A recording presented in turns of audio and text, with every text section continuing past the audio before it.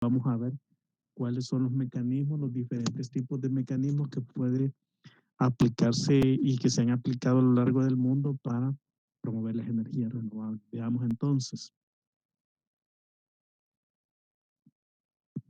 La introducción es que vamos a focalizarse a conocer y configurar la estructura bueno, eso es la parte inicial de costos del mercado energético, y en esta unidad específicamente se dará una vista a los mecanismos disponibles para la promoción de energías renovables en la región, las características y beneficios, la aplicación de los mismos a nivel regional y a nivel mundial.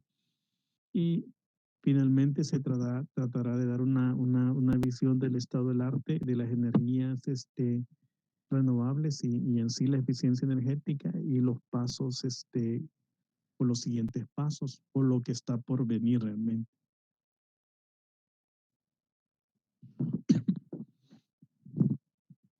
Bueno, los mecanismos regulatorios de incentivos a las energías renovables los vamos a dividir entre mecanismos directos y mecanismos indirectos. Entonces, si los partimos de esa forma, podemos decir que los mecanismos directos son aquellos basados como incentivos a los precios que se pueden dar, y también hay incentivos basados en cantidades o en obligaciones o cuotas que se pueden dar. Entonces hay dos tipos de mecanismos directos: es establecer cantidades, obligaciones o cuotas, o hacer mecanismo incentiva mediante precios. Entonces, los incentivos basados en precios están, digamos, entre esos tenemos los principales, son los tres que vamos a ver ahorita. Es el mecanismo de feed-in tariff o FITS, así se denomina, o primas sobre el precio spot o sobre el precio, digamos, del mercado de corto plazo. Es el primer mecanismo, lo vamos a ver más en detalle seguidamente. Está el de otras primas, o sea, otro tipo de, digamos, de, de llamémosle, de incentivos, y es basadas en generación, o sea, GBIs como tal, primas por el uso de equipos o servicios locales. También se pueden establecer algún tipo de incentivo a precios por utilizar equipos locales, por utilizar mano de obra local o servicios locales. Y también se pueden poner costos reducidos de acceso a la transmisión y a la distribución, o costos reducidos de operación en transmisión y distribución. Son primas o son incentivos que se pueden dar a los precios realmente. Luego tenemos los incentivos que se basan en cuotas o cantidades, que son el primero, y es bien evidente, es el de establecer una meta de penetración de energías renovables, tal y cual lo hace Costa Rica, tal y cual lo ha configurado Alemania, lo configuró España en su momento. Es establecer metas de penetración de energías renovables. Esa es donde se establece una cuota, se dice, por decir un número. Bueno, Alemania aspira que para el 2050 se va a tener tanto por ciento de energías renovables. Creo que se estaba hablando del 80% de energías renovables para el 2050. También está el otro mecanismo, que es el RPS, o portafolio renovable estándar, que, que esa se combina también con mercados REC, o mercados de certificados de energías renovables, o créditos de energías renovables, y que se conocen como los certificados verdes. Entonces, otro mecanismo es de cantidades, el portafolio renovable estándar. ¿Ok? También hay una política de cuota de renovables, o sea, de generación renovable, a través de mecanismos de compra, digamos, competitivos, que pueden ser estos mecanismos de compra competitivos. Solo son dos realmente que se tienen aquí: son licitaciones y subastas. Entonces ya vamos empezando a oír términos que ya son más o con los cuales el sector eléctrico de El Salvador estamos familiarizados, que son las licitaciones. La subasta son las inversas de las licitaciones prácticamente. Y también el net metering, o sea, o el neteo de la medición tal y cual, como se oye en español, ese también es un mecanismo basado también en cuotas. Establece, digamos, una penetración de net metering o de neteo y una cuota, y sobre esa cuota es que se maneja la cantidad de posibilidad de, de autoproducir energía que se tienen, digamos. Entonces son los diferentes mecanismos que se van a utilizar. Entonces se podrán usar combinados, se podrán utilizar solos, y tal y cual esto va a depender de las necesidades, de las aspiraciones, de las condiciones y digamos incluso de las posibilidades que tiene cada país para poder desarrollar alguno de estos mecanismos, incluso de la misma visión que tengan los encargados o los desarrolladores de políticas energéticas. También tenemos entre los mecanismos directos, incentivos fiscales y financieros, es decir, eh, como incentivos fiscales podemos tener aquellos créditos fiscales que se aplican dirigidos a la generación renovable, algún incentivo fiscal que se pueda poner como una especie de ingreso o exención fiscal que se puede establecer, digamos, para facilitar o incentivar de forma financiera o de forma fiscal el desarrollo de las energías renovables. Luego también otro tipo de incentivos financieros son los préstamos que se puedan dar, los subsidios de capital o aportes de capital que se puedan promover, los préstamos preferenciales y garantías prestatarias o garantías crediticias para poder desarrollar un proyecto. El financiamiento de carbono a través de los CDM, las subvenciones, los préstamos o subsidios para investigación y desarrollo. Y hay otras, digamos, otro mecanismo de directo son las medidas voluntarias. Las medidas voluntarias son aquel tipo de tarifas verdes que se puede imponer, digamos, las empresas eléctricas, inversiones focalizadas que pueden desarrollar las mismas empresas de eléctricas, y esto pueden ser programas de contribución o de los mismos accionarios, digamos, que pudiesen dar. Todo esto como los mecanismos directos todavía.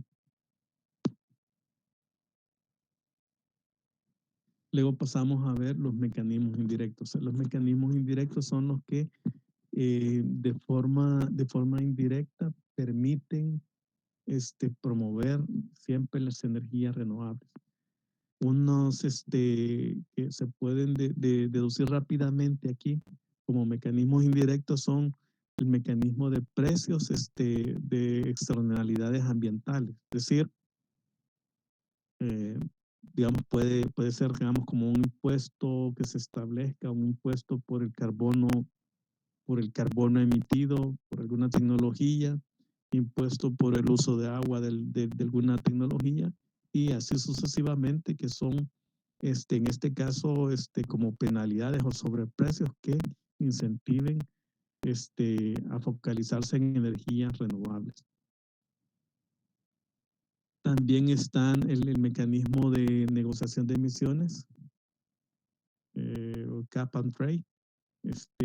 También las mismas normas ambientales que se emitan pueden ser normas definitivas, normas de desempeño, y entre estas normas se pueden establecer penalizaciones para aquellas tecnologías de altas emisiones de carbono o altas emisiones contaminantes. Y también se establecen medidas voluntarias indirectas como acuerdos voluntarios del mismo tipo. Un acuerdo voluntario, por decirles algo, de reducción de emisiones de carbono o de reducción digamos, de uso de agua o reducción de utilización de de algún tipo de elemento vital, digamos, para el desarrollo de una tecnología específica. Prácticamente son los mecanismos indirectos.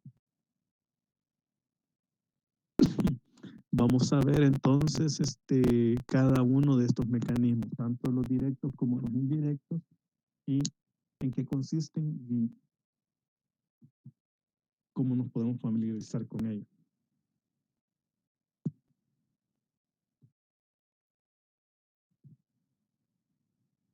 El primero es el feed-in tariff o FIT, y se le conoce como mecanismo FIT. Realmente a este consiste en una tarifa que se le paga a un generador renovable.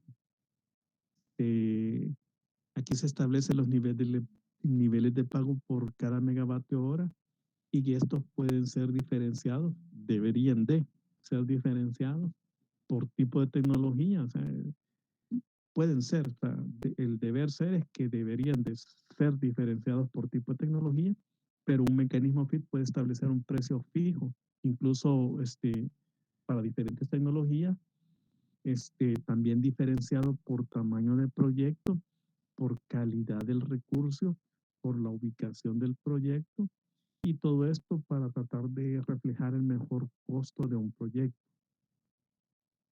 Los FIT son categorizados como tarifas fijas o primas.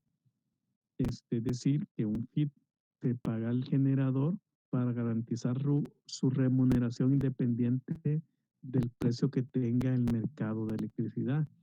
Y estos FIT son de diferentes tipos, incluyen tarifas en escalones, tarifas con tasas de depresión y tarifas planas. Normalmente se establece un FIT, digamos, para promover una tecnología de generación específica o para promover todas las energías renovables en general. Entonces, también se puede establecer un solo FIT o varios FIT. Se puede establecer un FIT fijo, plano, un FIT variable o un FIT con escalones, dependiendo, digamos, de la capacidad, de la aspiración, del, digamos, también del esquema del mercado, de la adultez, de la madurez que tenga el mismo mercado para establecer el tipo de feed que se va a utilizar. Entonces, tenemos el mecanismo de feed para suministro de energía, que está focalizado a promover digamos, el desarrollo de las energías renovables. Prácticamente ofrece tres factores. El primero es que debe de garantizar el acceso a la red. También establece contratos de compra de largo plazo que son estables, o contratos que garanticen el flujo de fondos estables para un periodo especificado. Ese periodo tiene que ser suficiente como para que se pueda recuperar la inversión. Por ejemplo, en un mercado de múltiples proveedores, los generadores renovables son remunerados con una tarifa preferencial o prima por un plazo especificado por el operador del mercado, digamos el operador del sistema, quien agrega un recargo a las tarifas de los usuarios finales para cubrir el costo incremental. Con respecto a los niveles de pago, también usualmente son arriba del precio del mercado de electricidad, y esto debería estar basado en el costo de generación específico de la energía renovable. Un mecanismo FIT normalmente ordena a las distribuidoras la obligación de compra de energía renovable. Es decir, normalmente pone una obligación de compra de energía renovable. Una obligación específica de compra de energía renovable. Veamos bien para aterrizar este mecanismo FIT. Se puede establecer un mecanismo FIT en el que se determina que, por decirles algo, para la tecnología solar fotovoltaica, a todos los proyectos digamos, tengan una capacidad instalada que ande entre 1 megavatio y 5 megavatios, todos estos proyectos que se instalen, se le va a reconocer toda la energía que inyecten a un precio determinado. Ok, supongamos por ponerle números a esto, que el precio determinado es de $100 por cada megavatio hora. Es decir, se establece la reglamentación, se establece en la ley de electricidad o en cualquier otra ley, en una, digamos, o en una ley de energía renovable se establece el FIT como tal y el FIT establece ese incentivo. El incentivo es que todos los proyectos de generación entre 1 y 5 megavatios que se instalen en la red de distribución serán remunerados por un plazo de 20 años, por decirles algo, por un plazo de 20 años a un precio de $100 cada megavatio de energía que inyecte. Eso, digamos, puede ser un mecanismo FIT. Entonces, aquí hay dos cosas. Primero, ese precio de $100 por megavatio hora que se pague al generador debe de ser tal, digamos, que vaya a ser la inversión, debe de ser tal que refleje que tanto el precio como el plazo en que se va a mantener ese precio tiene que reflejar una evaluación donde este inversionista o este potencial inversionista pueda costearse la inversión, pueda recuperarse la inversión y pueda tener, digamos, un nivel llamémosle un nivel de prima por el riesgo de esa inversión, es decir, un nivel de utilidades por esa inversión que desarrolla. Entonces, con todo eso, ese número tiene que representar eso para el potencial inversionista, ¿ok? Pero vámonos del otro lado. ¿Cómo tiene o qué tiene que representar también para el desarrollador de política energética, para el hacedor de política energética? Bueno, tiene que reflejar primero un precio que sea manejable y aceptable digamos, por los consumidores de energía eléctrica. Vamos a ver ejemplos más adelante donde, digamos, un mecanismo FIT ha fracasado totalmente por eso, porque, digamos, si el usuario no está dispuesto a pagar un alto precio por la energía eléctrica o un precio determinado por una energía eléctrica determinada, aunque venga de recursos renovables, no lo va a aceptar. Eso sería lo primero. Lo segundo es que también el hacedor de política energética debe de también haber determinado ese precio de FIT de forma lo más objetivamente posible. Es decir, que conozca qué está haciendo, que si establece un precio de 100, realmente haya efectuado un cálculo real de los costos de adquisición, de los costos de instalación y de los costos de operación de una tecnología de generación.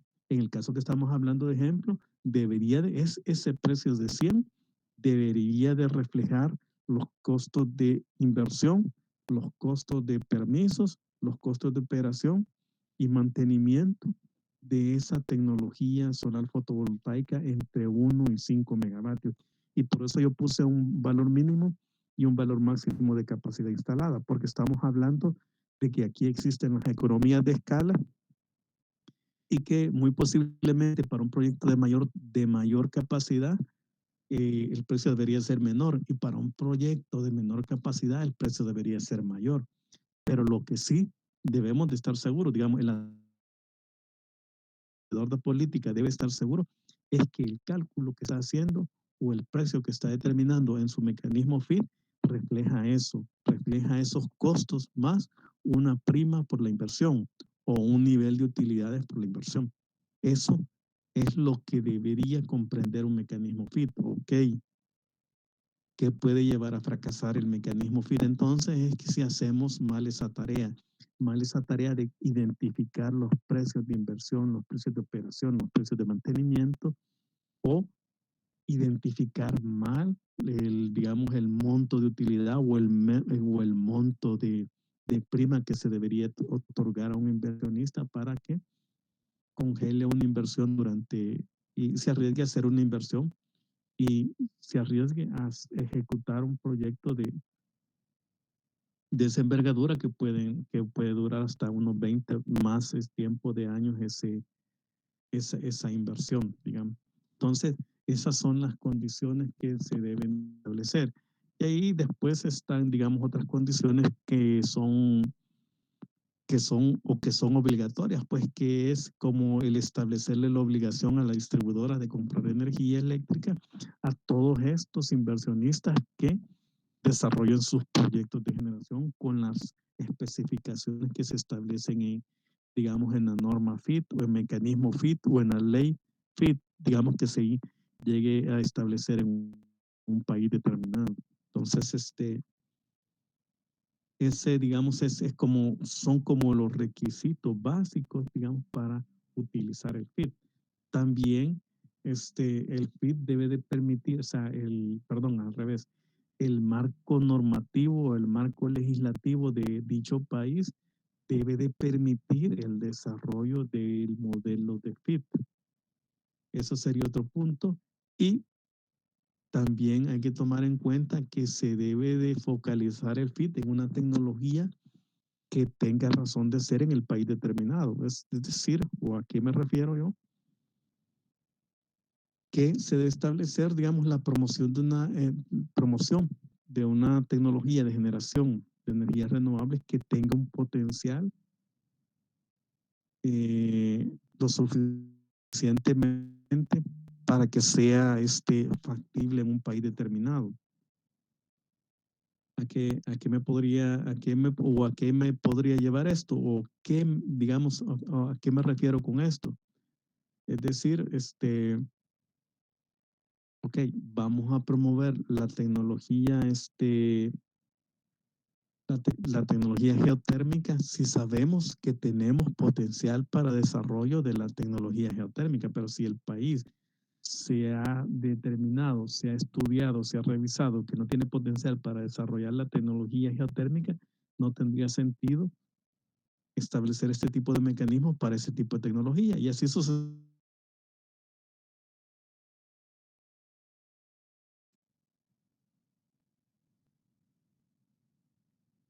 digamos, no tiene sentido y así sucesivamente.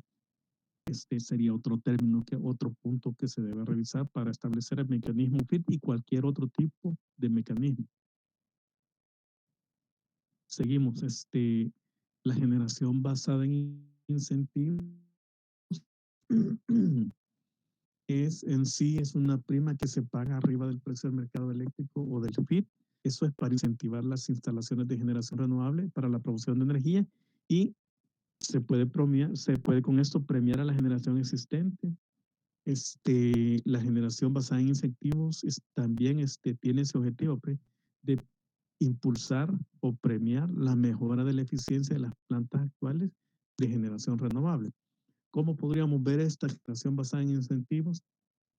La podríamos ver con el parque hidroeléctrico actual. O mejor veámoslo con algo que ya pasó, con los ingenios cañeros. Entonces se les puede establecer un GBI para los ingenios cañeros en el cual se les dice, bueno, el precio del mercado spot, sobre el precio del mercado spot, se les va a pagar un plus o se les va a pagar una prima. La prima va a ser de tanto por ciento, o sea, va a ser el precio del mercado spot más tanto por ciento. Y eso va a ir aplicado a esta tecnología de generación, ¿ok? Pero siempre y cuando, y aquí viene, siempre y cuando va a ser para la generación existente, siempre y cuando y se les empieza a poner la meta, siempre y cuando incremente en tanto por ciento la producción de energía, siempre y cuando la producción de energía por tonelada métrica de caña al menos sea de un valor. Con eso se puede garantizar de que todos los ingenios visualizan dentro, digamos, de sus instalaciones cómo mejorar los procesos de producción. En este caso, eficientizando su proceso de fabricación de azúcar, que fue lo que hicieron, y, digamos, transformando o mejorando este, digamos, los procesos de producción de vapor para ser más eficientes. Y resulta que con eso, digamos, ¿cuál va a ser el premio por esa eficiencia de estos ingenios? Va a ser que por cada megavatio hora que inyecten van a tener el precio normal que deberían de tener en el mercado spot, más un premio, más un delta que sería el incentivo. En eso consiste la generación basada en incentivos, que es donde se establecen los plus, los deltas o los gap arriba de, puede ser incluso de un fit. ¿Cómo podría ser arriba de un precio fit? Así de fácil. Digamos que se estableció un fit para tecnología solar fotovoltaica. El fit es de $100 por megavatio hora, y se sabe, o si ya se tiene mapeado el país, se sabe que este, la mayoría de módulos fotovoltaicos que se tienen en las tecnologías que tienen los generadores son de, por decirles algo, son de 15 años atrás o son de 20 años anterior, y cuyas eficiencias andan muy bajas, andan por los 10, 14%, por decirles un número. Y viene el mecanismo GVI, lo que establece, bueno, a toda la energía digamos, a todas estas tecnologías de generación solar fotovoltaica, cuya eficiencia se alcance al menos un 25%, por decirles un número, entonces se les va a dar un FIT, se les va a dar un incentivo de el 5% del 10% arriba del FIT. ¿Qué va a provocar esto, digamos, con esas plantas solares fotovoltaicas viejitas que se reconviertan? Es decir, que se reconviertan a nuevos, digamos, repotencien con nuevos módulos de generación de nuevas tecnologías, con mejores eficiencias, y se vuelve más eficiente, digamos, es digamos, cada metro de irradiación que se obtiene. Entonces, se obtiene más generación o más electricidad por cada metro de irradiación disponible. Y eso se vuelve, digamos, eso es lo que se busca con este mecanismo de generación basada en incentivos, es principalmente sobre una tecnología que ya tiene un nivel de madurez, que ya tiene un nivel de envejecimiento. Entonces, promoverla para repotenciarla y obtener más electricidad, así al final, por casi la misma cantidad del recurso disponible. Este es ese mecanismo. Luego tenemos el mecanismo de portafolio renovable estándar, o RPS. Este mecanismo está basado en cuotas en las que se ordena a los proveedores de energía eléctrica a dar una proporción o cuota de electricidad a partir de energía renovable. Es decir, aquí se establece un porcentaje o una cuota. Un portafolio renovable estándar puede estar basado en incrementos graduales de esa meta o de la cuota sobre un número de años determinado, asumiendo que hay suficiente capacidad para cumplir con los requerimientos de cuota y un comportamiento ideal de mercado. ¿Ok? Con esto último, prácticamente aquí me estoy refiriendo a algo, y si tienen curiosidad van a observar que se está refiriendo que debe haber suficiente capacidad, suficiente oferta de generación, o potencialmente debe haber suficientes recursos para ofertar. Y también que debe haber un comportamiento ideal de mercado. ¿Y cuál es el comportamiento ideal de mercado? El mercado ideal es el que tiene la mayor cantidad de participantes. Para mercados pequeñitos donde hay pocos participantes no funciona este portafolio renovable estándar. Entonces, Ya vemos una limitante para aplicar, por decirles algo, este RPS en el país. ¿Y cuál es? Y es el tamaño del mercado. Entonces, este mecanismo, portafolio renovable estándar, ha sido ampliamente utilizado en países grandes y en países con mercados abiertos y de bastantes participantes. Entonces, es de esperarse que esto haya sido aplicado mucho en Estados Unidos, en Europa, realmente donde hay este mercado grande y son mercados de bastantes participantes. Siguiendo con el tema del portafolio renovable estándar, en este caso un grupo de generadores basados en tecnologías de generación renovable son elegibles, que son elegibles, se van a apilar ellos mismos, digamos, en una secuencia de orden de mérito,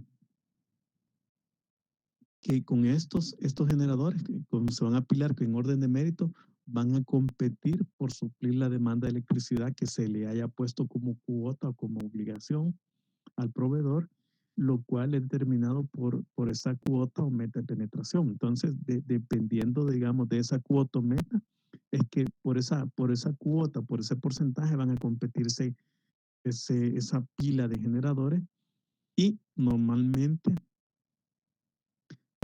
estos generadores elegidos reciben un certificado de energía renovable, un REC, o un certificado verde negociable, es un Trade Green Certificate, un TGC, que, que es con el cual, digamos, llegan a hacer las negociaciones, las transacciones de electricidad en este caso. Como ven, este mecanismo, digamos, como se plantea aquí, es un poco digamos, directamente aplicable para grandes mercados y para, digamos, donde se tiene, digamos, no hay una concentración de mercado ni existe un poder de mercado que pueda echar a perder o que pueda echar al traste este mecanismo. Obviamente no es factible para El Salvador, ya lo estamos viendo. Luego tenemos el mercado de certificados de energía renovable, digamos, los REC, como se conocen a los certificados de energía renovable. Y bueno, prácticamente el mercado en sí es una plataforma que se establece para el uso de esos certificados y ha evolucionado como una herramienta para facilitar el cumplimiento de las obligaciones de compra bajo el mecanismo de portafolio renovable estándar. O sea, es un complemento del portafolio renovable estándar o RPS. En este caso, las entidades obligadas bajo dichas normas, que normalmente son las distribuidoras o las empresas eléctricas como tal, porque aquí estamos hablando de empresas eléctricas grandes, pueden poseer capacidad de generación renovable o comprar los RECs. Es decir, si esta empresa eléctrica no tiene capacidad de generación, entonces puede comprar los RECs, o sea, los mercados, los certificados de energía renovable. Es decir, si la empresa eléctrica como tal por sí no puede cumplir con esa meta de RPS, de RPS, entonces puede comprar esos certificados. Y así es como se moviliza o se incentiva la generación renovable. También los proveedores se pueden usar una opción de compra para pagar una multa fija, la cual en teoría cubriría el precio de los créditos o los certificados. Es decir, como un mecanismo ya de pago directo, digamos, de esa cuota, de esa cuota a la cual tendría obligación que aportar. Luego también se tiene el pago por capacidad. El pago por capacidad es una compensa, o sea, el pago que compensa a los inversionistas para, digamos, para remunerarle por los incrementos de costos debido al riesgo regulatorio y el falla de diseño del mercado eléctrico para trasladar los contratos de largo plazo a los usuarios finales y también que permitan gestionar las decisiones de inversión. Esto, digamos, en general, en términos generales, el pago por capacidad para eso sirve, digamos. Se utiliza para compensar incrementos de costos y para garantizar, digamos, estabilidad a un inversionista, estabilidad en la inversión, tratar de fomentar la decisión de inversión. Si ya lo ven ustedes, es el mismo mecanismo que se utiliza como complemento del mercado mayorista. El mercado mayorista incluye un pago por capacidad instalada prácticamente y tiene ese objetivo. Entonces, pero aquí lo estamos viendo desde la perspectiva de ¿cómo se llama? Una promoción o un fomento a las energías renovables. Entonces, podríamos decir nosotros que si pudiésemos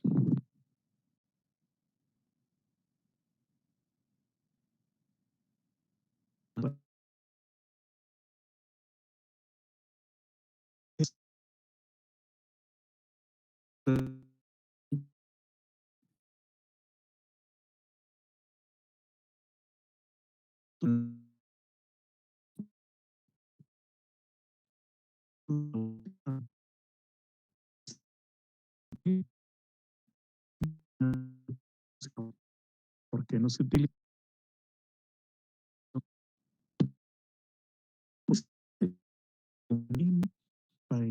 para complementar el mercado mayorista? O sea, para complementar el sistema de costos variables de producción, se hace mediante el pago por capacidad. Es decir, o me voy a salir un poco al tema, pónganse a pensar ustedes, son un generador determinado, pongámosle un nombre, son un generador térmico determinado, ¿ok? Entonces, a este generador térmico se le convoca al despacho de la generación y se le dice, como el mercado está basado en costos variables de producción, su costo variable de producción, recordémonos unos datos de los que vimos en las hojas electrónicas, su costo variable de producción es de $77 por megavatio hora, ¿ok? Pero ¿qué significa ese $77 por megavatio hora? Ese significa, son los costos en que incurre este generador para producir cada megavatio hora,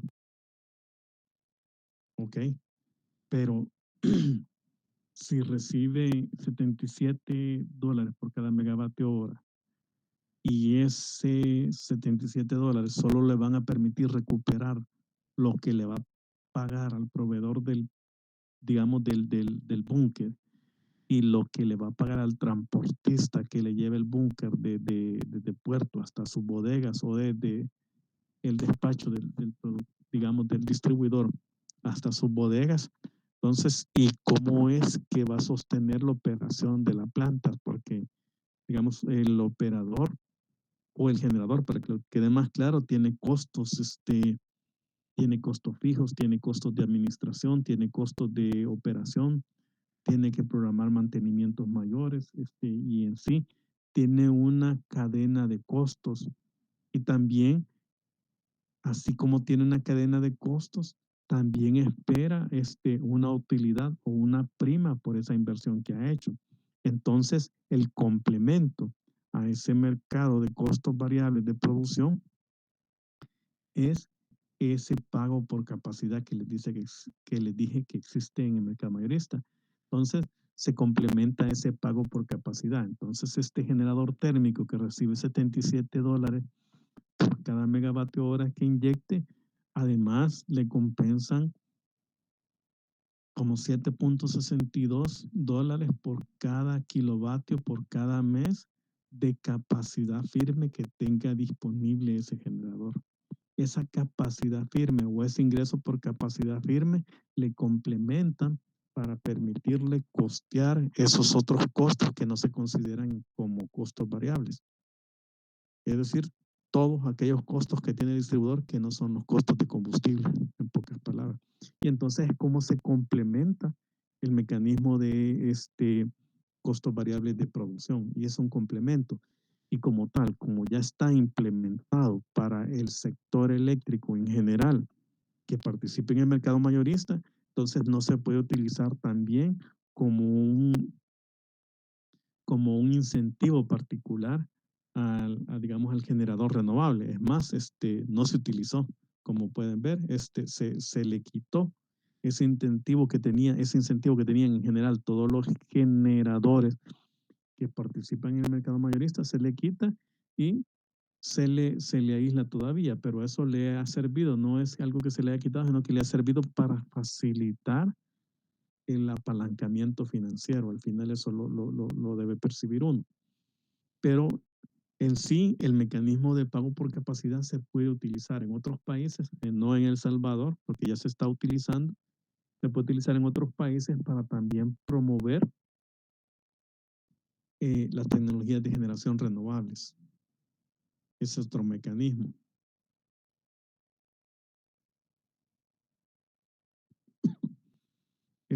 No sé si tienen preguntas, comentarios, dudas o cómo ven el tema.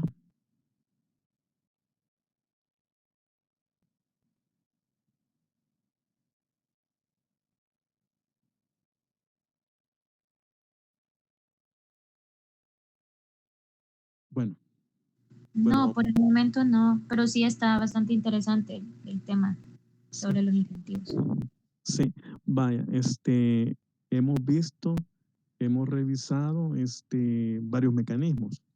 De esos mecanismos que hemos revisado realmente, vamos a revisar, perdón, por la redundancia, los principales. ¿Y cuáles son los principales? Estos tres que estamos aquí viendo al presente, que dice el FIT, el portafolio renovable estándar y las licitaciones o subastas.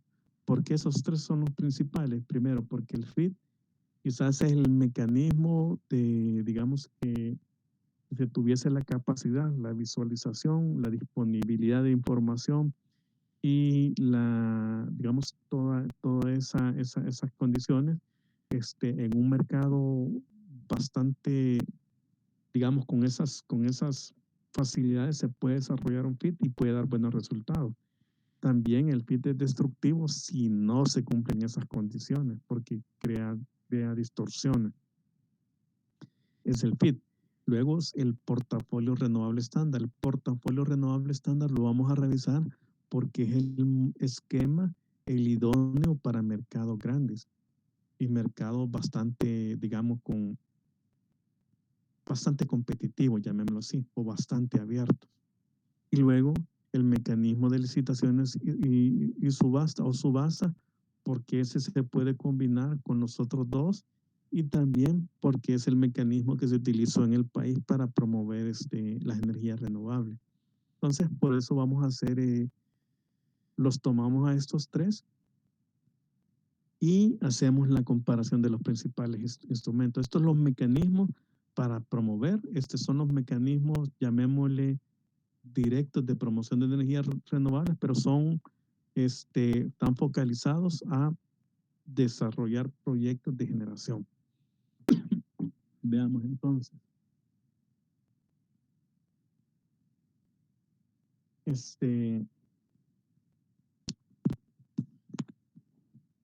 El feed-in tariff, primero el feed, vamos a verlo como tal, en riesgo a la inversión.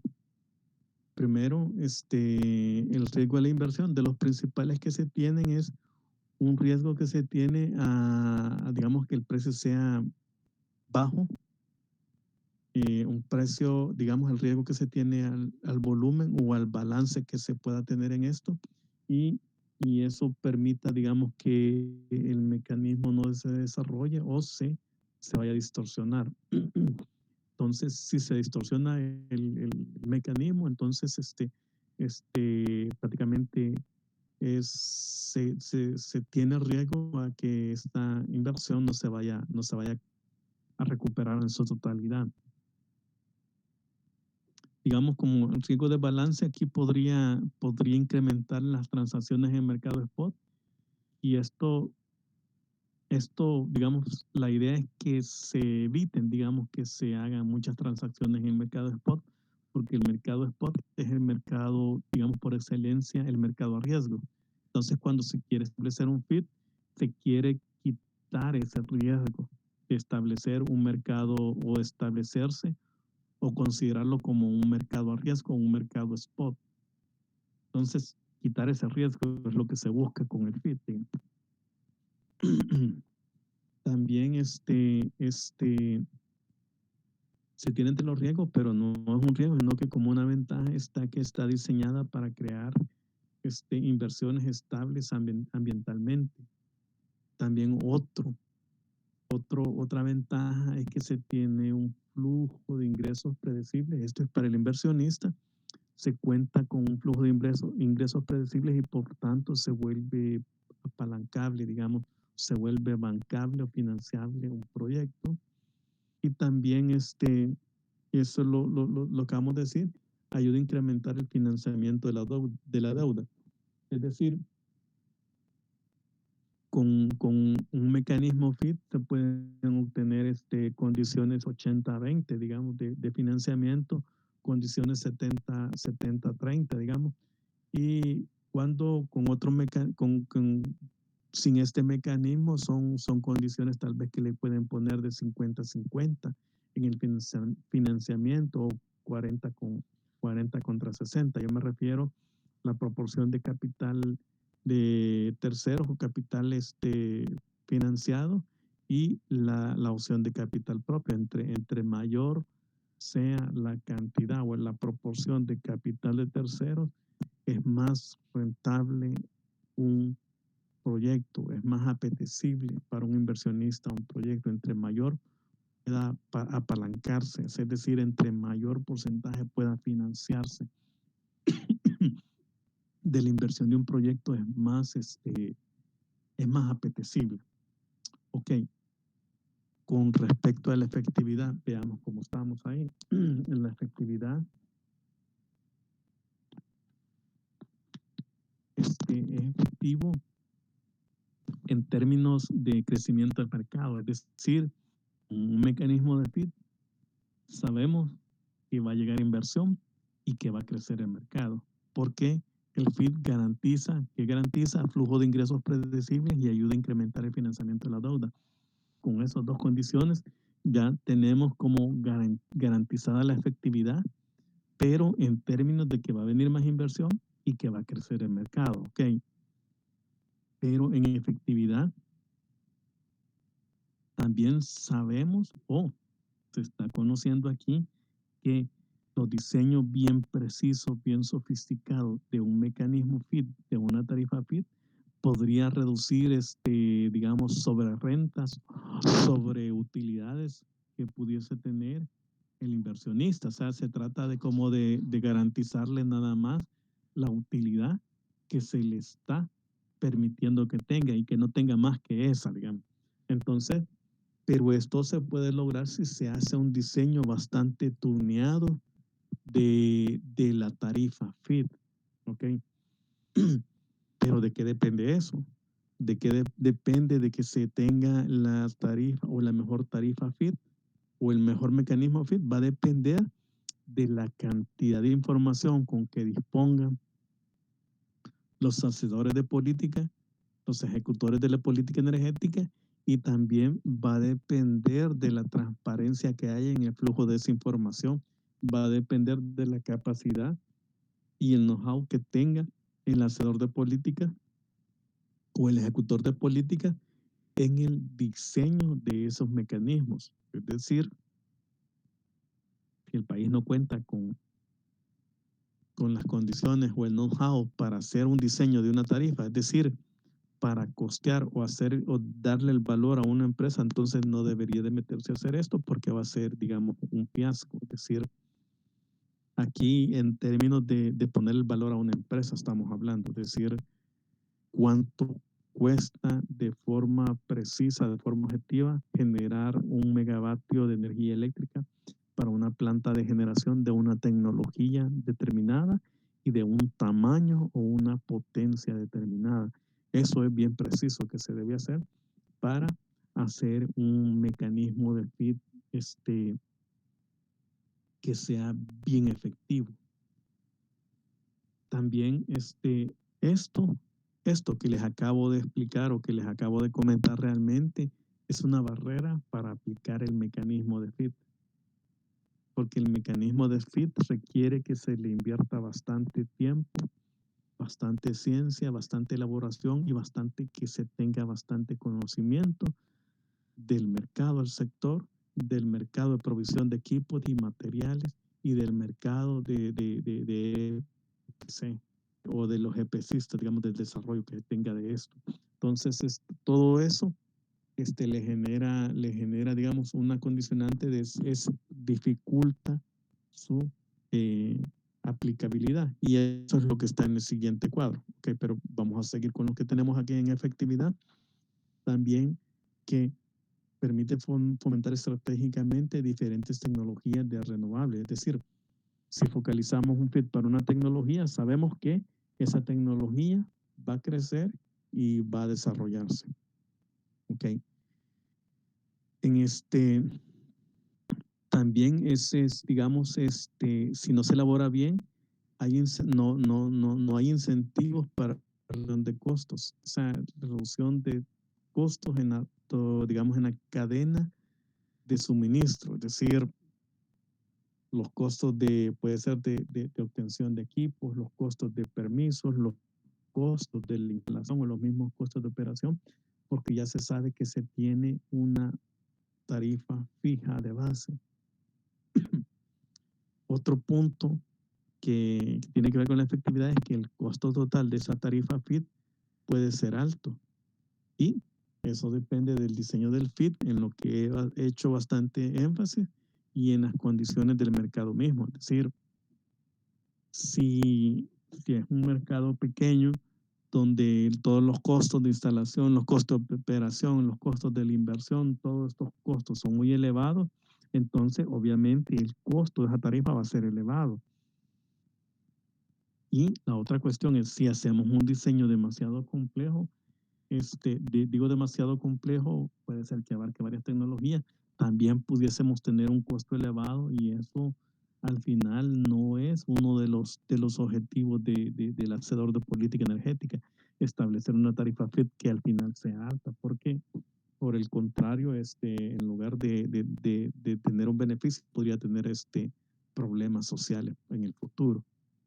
Ok, en lo que concierne a la complejidad, la tarifa FIT va a depender del tipo de FIT que se establezca.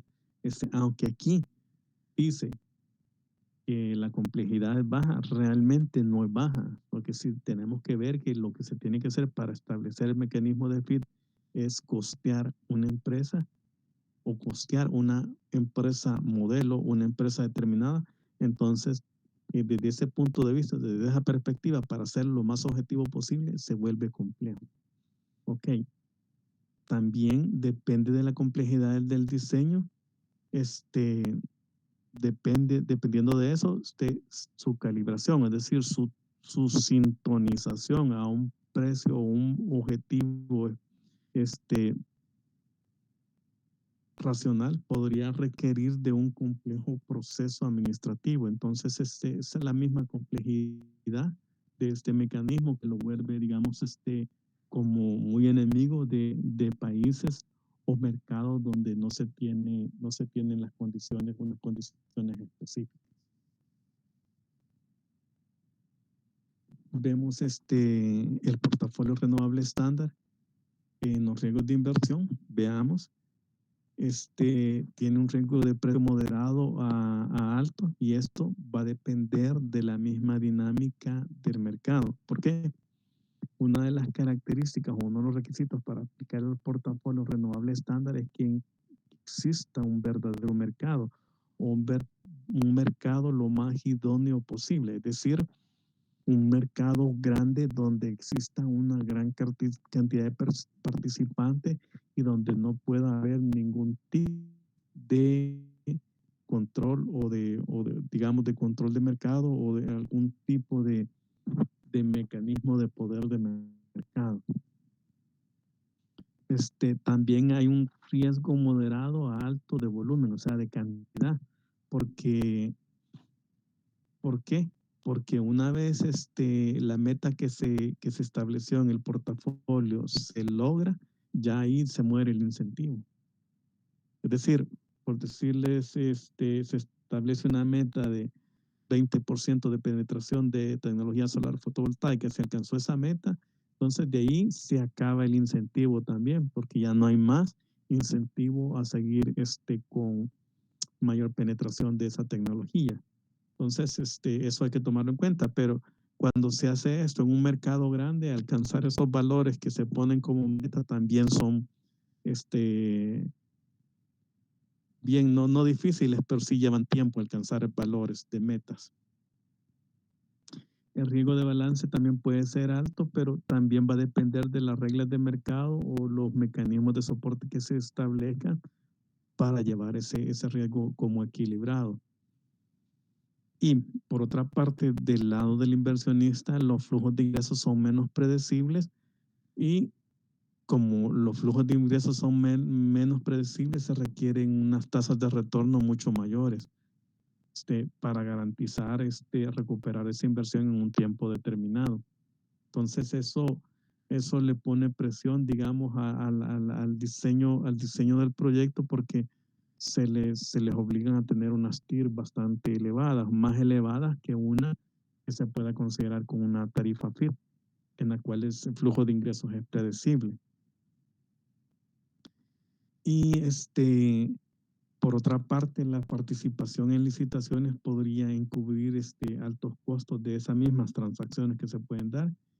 Y como los flujos son menos predecibles, es más difícil asegurar el financiamiento. O sea, son menos bancables, o sea, es más complicado hacer bancable uno de estos proyectos que garantizarlo uno con una tarifa FIT. Se lleva una tarifa FIT, prácticamente la misma tarifa apalanca el proyecto. Con la efectividad,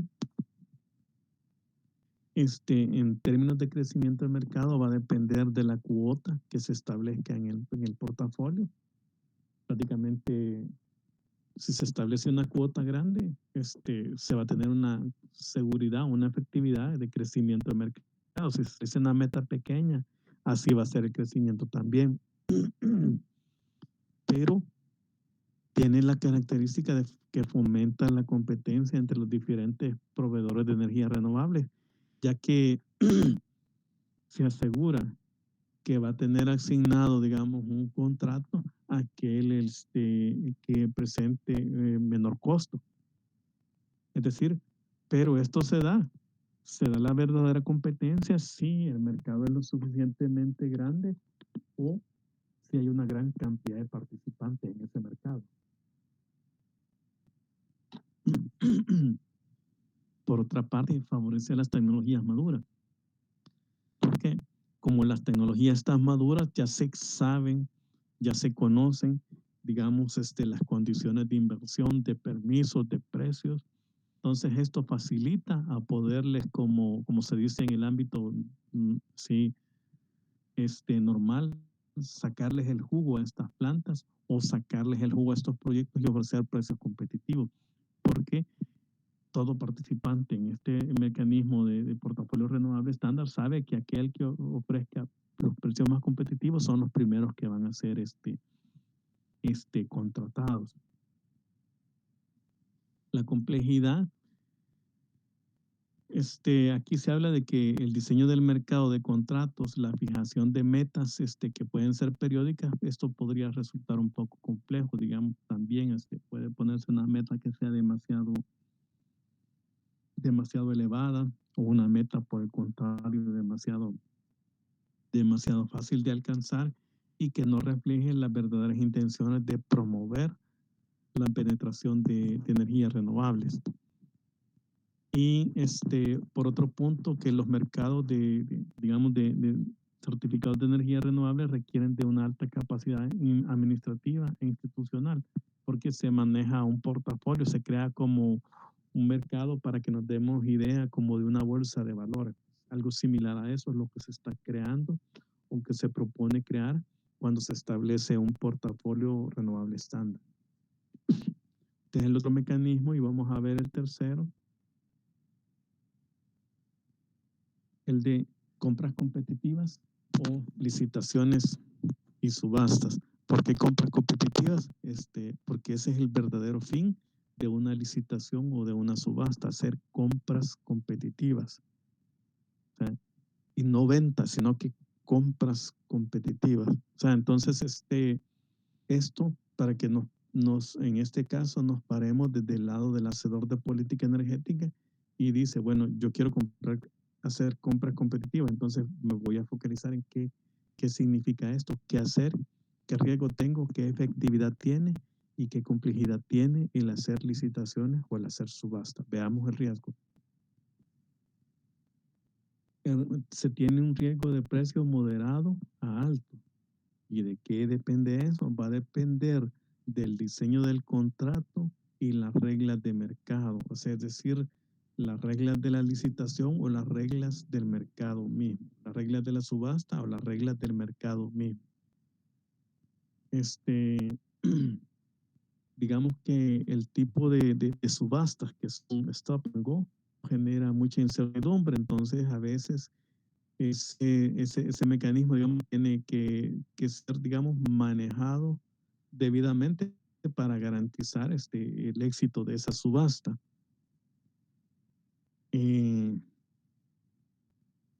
este caso, para las subastas o licitaciones como tales, el flujo de ingresos es menos predecible y por tanto se requerirían TIR mayores.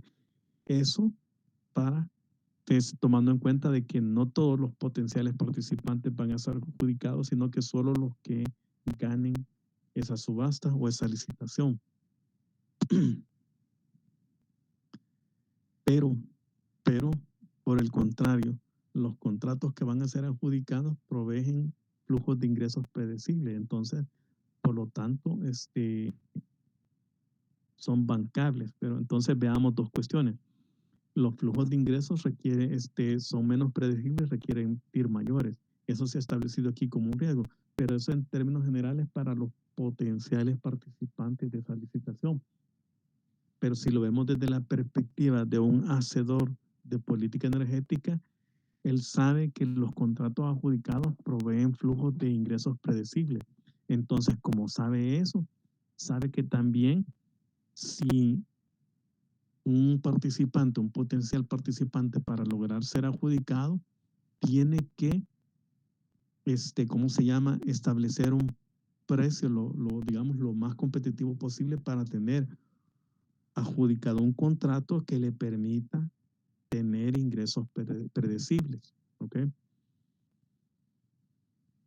Por otra parte, la participación en las licitaciones podría conllevar costos altos de transacción, digamos, si se hace muy complejo este mecanismo. Y por el contrario, digamos, o lo que ya se estaba teniendo como conclusión es que los contratos adjudicados se les facilita obtener el financiamiento.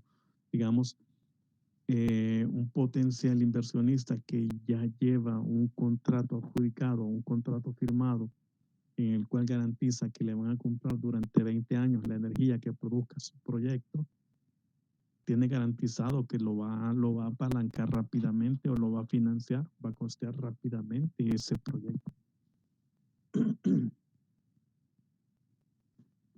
Con respecto a la competitividad, perdón, si hay una verdadera competencia, se obtienen precios bajos en la totalidad de la cadena de suministro, porque eso es lo que se garantiza con ese tipo digamos, de mecanismo, es que se tenga precios bajos, pero en toda la cadena de suministro, digamos, desde el eslabón primario hasta el final. Pero esto se garantiza si se tiene una verdadera competencia. Entonces, unos puntos que hay que buscar, digamos, en una licitación, que haya verdadera competencia, ¿ok? También permite fomento estratégico de diferentes tecnologías de generación renovable. ¿A qué significa eso? Porque significa esto que podemos llevar un proceso de licitación o una subasta dirigida específicamente a una tecnología de generación. Y ya casi nos estamos ubicando en lo que se ha hecho en el país.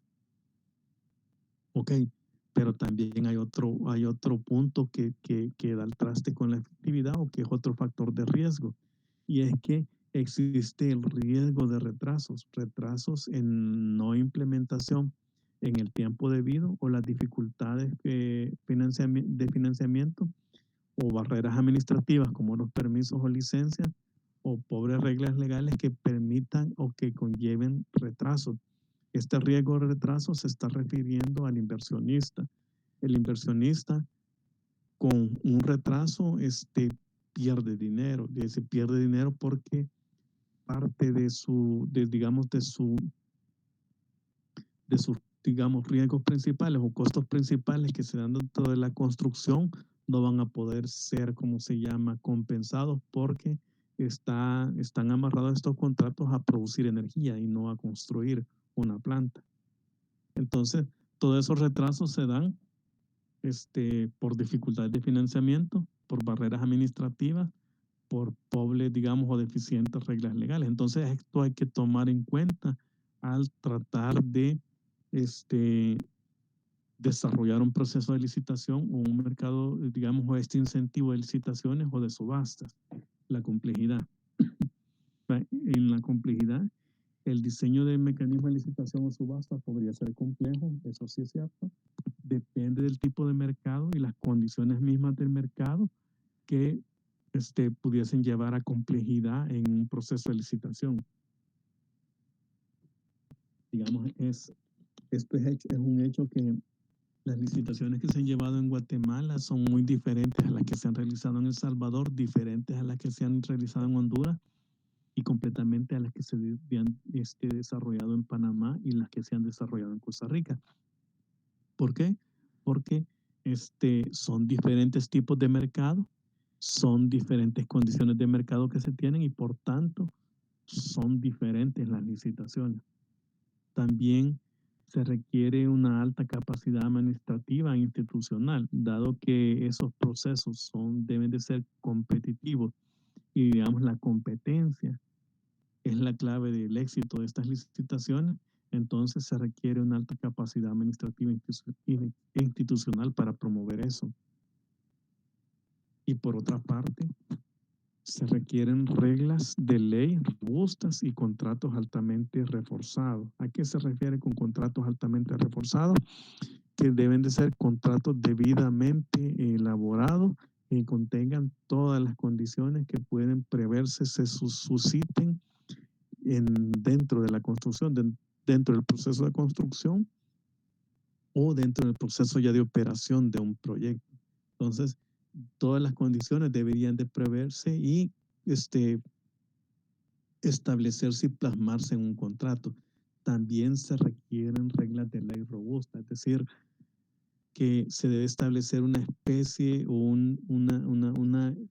garantizar una estabilidad regulatoria o estabilidad jurídica que garantice o permita, digamos, hacer un diseño lo más competitivo de un precio.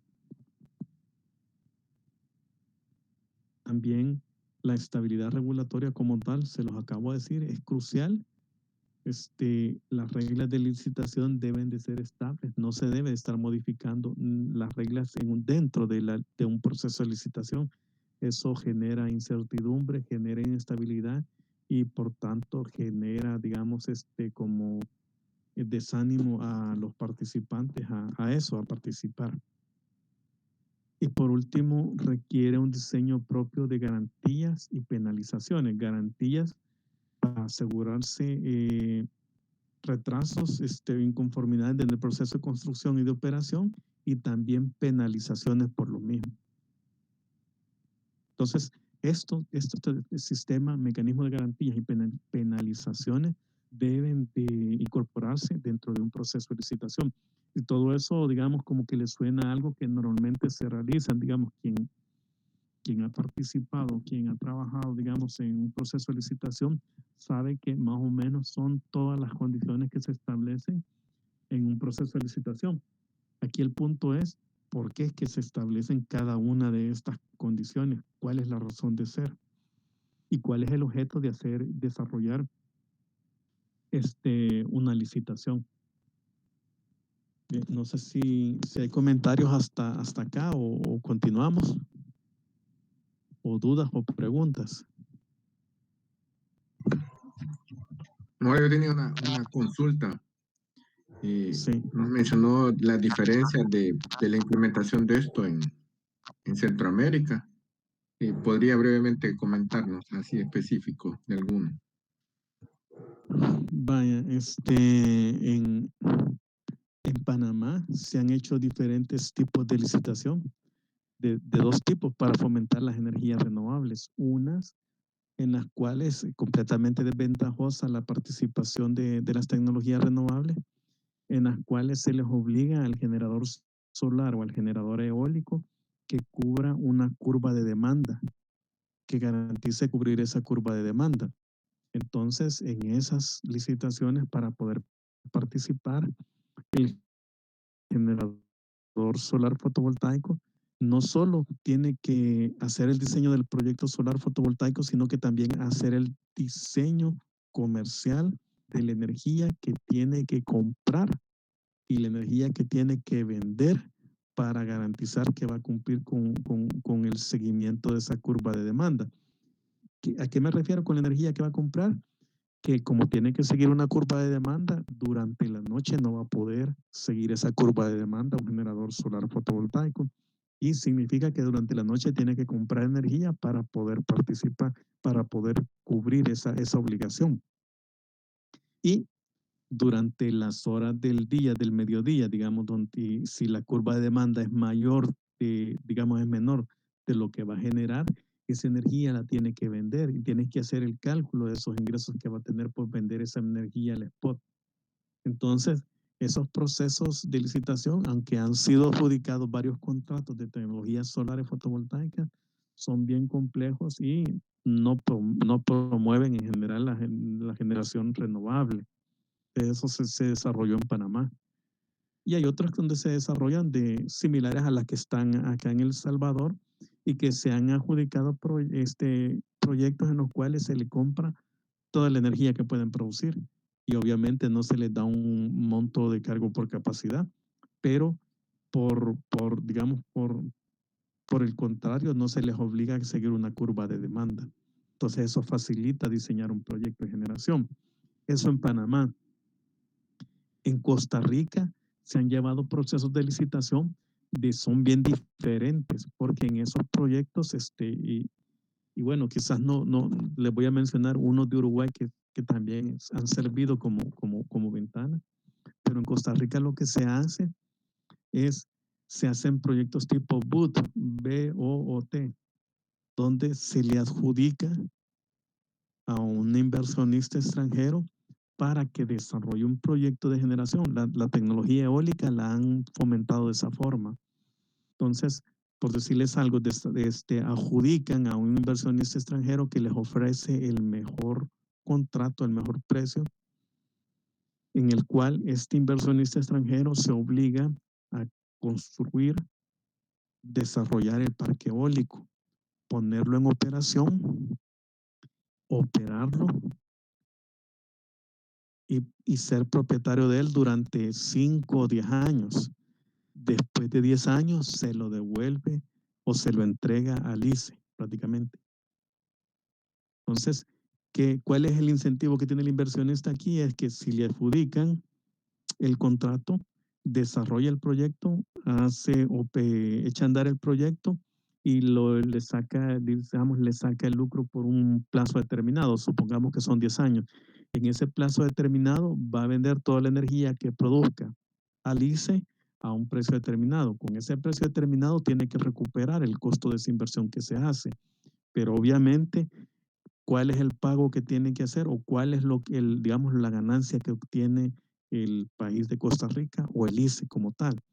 La ganancia que tiene o digamos, el lucro que tiene el ICE es que primero recibe la transferencia de tecnología, o sea, está recibiendo esa inducción de cómo operar, cómo mantener, cómo construir esos proyectos de generación y posteriormente, después de 10 años, va a seguir explotando esos proyectos. Entonces, ese es otro mecanismo de licitación diferente que hace Costa Rica. Pero, ¿de qué depende que lo haga así Panamá y de qué depende de que lo haga así Costa Rica? Primero, de los diferentes tipos de mercado. El mercado de Panamá es un mercado abierto, un mercado similar al de Salvador, donde existe un mercado mayorista y donde, digamos, todos los participantes son privados. En el caso digamos, de Panamá, todos los generadores son privados. Es diferente El Salvador, pero es un mercado formado por varios participantes de ese mercado y donde todos son privados. Entonces, como es un mercado abierto, así se le conoce a ese tipo de mercado, entonces se hace ese tipo de licitaciones. Por el contrario, Costa Rica, que es un mercado casi verticalmente integrado, casi, ¿no? Verticalmente integrado, entonces hace ese tipo de licitaciones para poder desarrollar una tecnología de generación renovable. Lo hizo con la eólica, entonces logra desarrollar esa inversión sin necesidad de hacer grandes, o sea, grandes aportes de capital primero, porque o sea, no tiene que él hacer el ICE, hacer la inversión.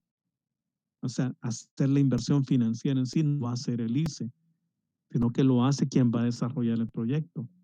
Y después de eso, tiene la otra ventaja de que va a desarrollar una tecnología de generación, va a adquirir el know-how de esa tecnología de generación y después va a explotar esa tecnología de generación.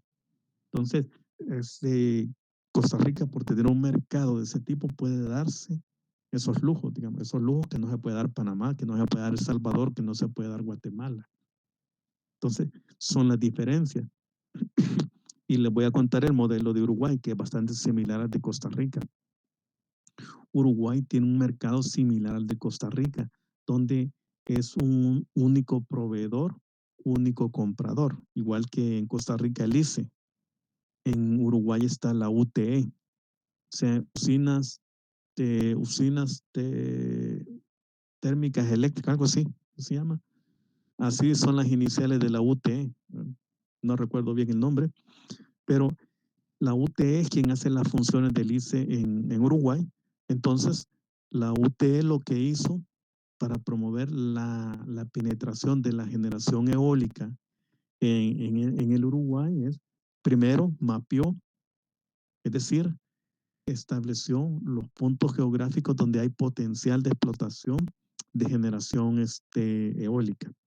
Una vez mapeó los puntos donde se puede explotar la generación eólica, hizo mediciones para tratar de determinar los potenciales. Es decir, ya había ubicado los lugares donde había viento, después hizo las mediciones respectivas. Con las mediciones respectivas se determinan los potenciales, los factores de planta disponibles o las cantidades de energía a producir por, por año, digamos, o por metro cuadrado de aire, por decirles algo así, de metro cuadrado de espacio. Entonces, con esas mediciones, teniendo las mediciones de energía, ya teniendo ubicados los lugares, desarrolló el sistema de transmisión para acercarlo lo más posible a esos proyectos.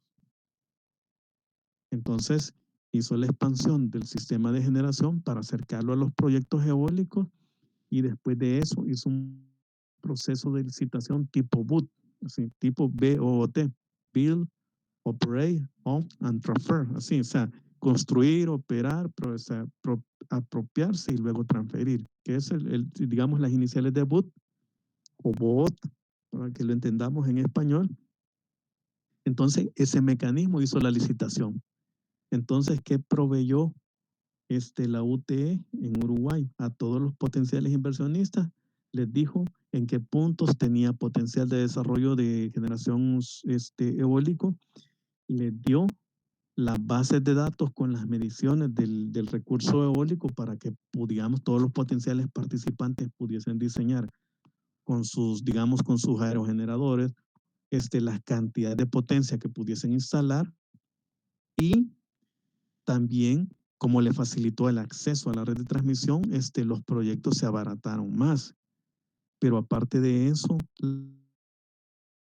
la UTE puso las condiciones, obviamente, de que toda la energía que se produjera la iba a comprar.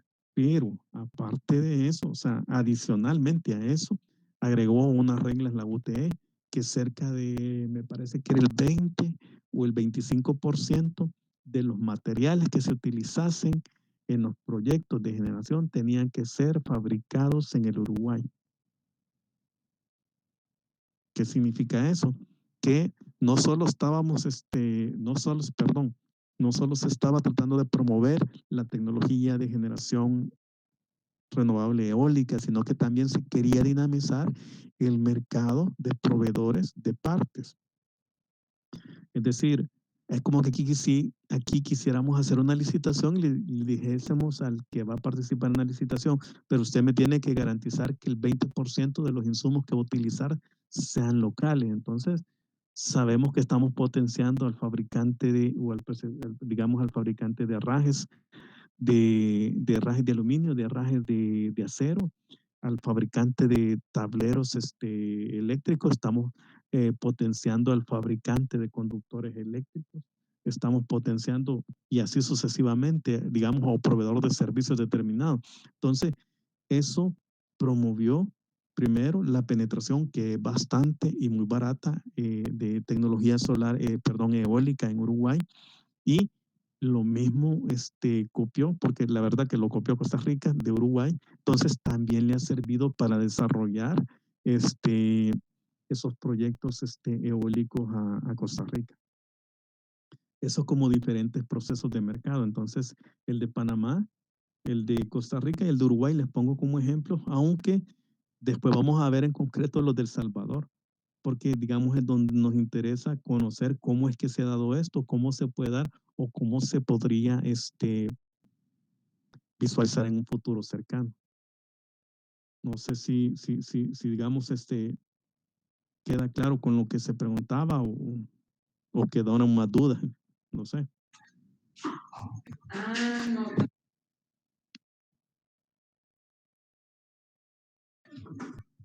Sí, gracias. Ok, creo que por cuestiones de tiempo vamos a llegar aquí, a no ser que haya alguna otra pregunta. Básico de por qué, la razón de ser de cada uno de estos mecanismos. Vamos a continuar el miércoles y solamente les pediría que, bueno, voy a subir esta presentación al aula digital para que compartan nuevamente las fechas claves, que son para el sábado las exposiciones y para el miércoles 12 de mayo el examen corto.